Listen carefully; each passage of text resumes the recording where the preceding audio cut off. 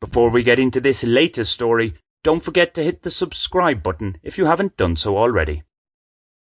I do care, but that doesn't make me a great carer.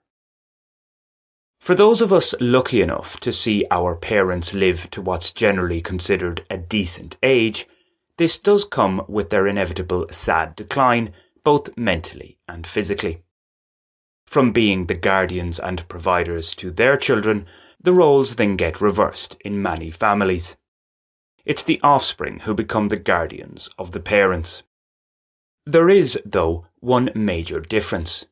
Most parents who care for their children do so with the expectation that their young ones will grow up to become self-sufficient, to be independent as one can be, that is.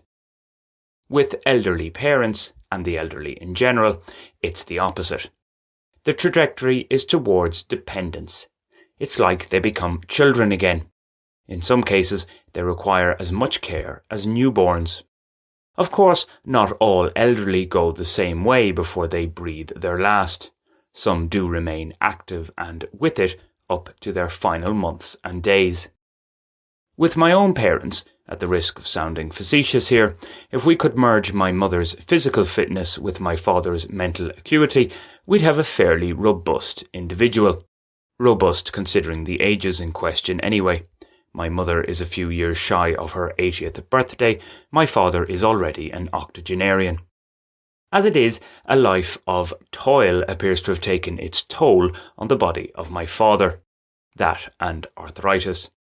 As for my mother, she's afflicted with Alzheimer's, the disease that gnaws away at the kernel of who you are, leaving only the dry, empty husk of the person you love behind, as I heard it accurately if depressingly put recently. All this makes for visits to my parents that are more melancholic than filled with the making of new, positive, memorable moments. It's hard not to think back to livelier times, even if they weren't always happy. Nostalgia can be rather nefarious. That I haven't regularly seen my parents over the last decade plus plays a part in this. There's also the fact that my own situation is far from stable. Over the last few years, I've done more pondering than producing. Indeed, returning to the house I grew up in to help out on the farm and whatnot is, in a way, a welcome departure. And, somewhat shamefully, I'm happy to avail of the rent-free board. However, this positivity is nothing more than temporary.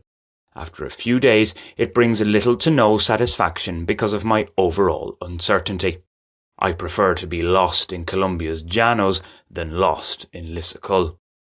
I wager such thoughts are made worse by the fact that I am childless.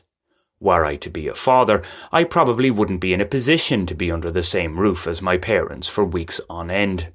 Also, I most likely wouldn't have the time nor the luxury to be so reflective, or to be picky about potential employment. One can be guilty of overthinking. Yet, even if my own situation were more stable, I don't think I'd make for a great carer, even just occasionally, of my now more dependent parents. With my mother, as much as I know that there's a disease taking over her brain, I still find it difficult to overlook all the frustrating things she says and does. From somebody who seemed to be able to find anything, she was like St. Anthony's representative on earth, now she's the one who misplaces almost everything. One dubious positive with her condition is that any disagreement or argument we may now have is forgotten by her moments later. If only this had been the case when I was a teenager. In my father's case, while he's clearly physically impaired, he is largely refusing to accept that he can't operate like he did even just 10 years ago. While I wish he would scale down what he has to manage to levels that he can personally carry out, he's still scaling up. Okay, I think I understand the mindset. To show weakness is to become weak, so he's manifesting strength and growth. The problem is, he needs assistance for many of the tasks under his control. Caring for the cattle he currently has is, at times, beyond his capabilities. Yet, right now, he's firing ahead with what I consider to be an unnecessary, fairly substantial farmyard construction project. From what I can see, there's more than enough to keep him busy if he tried to clean up and organise what he already has, fix what's already broken, or at least what's already terribly untidy.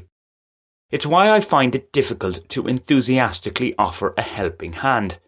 But hey, if it makes him happy, fine. Writing all this does remind me of a sign that used to hang in our old kitchen when I was a child. Teenagers, tired of being harassed by your stupid parents? Act now. Move out. Get a job. Pay your bills while you still know everything. A version for those in their twilight years would run something like this. Senior citizens, tired of being harassed by your stupid adult children or relatives? Act now. Downsize, hire non-judgmental home help, and enjoy what's left of your hard-earned money while you still can. While you still can indeed. We all must succumb at some stage. Have you subscribed to this channel yet? If not, why not do so right now? It's free and only takes a second. Thanks!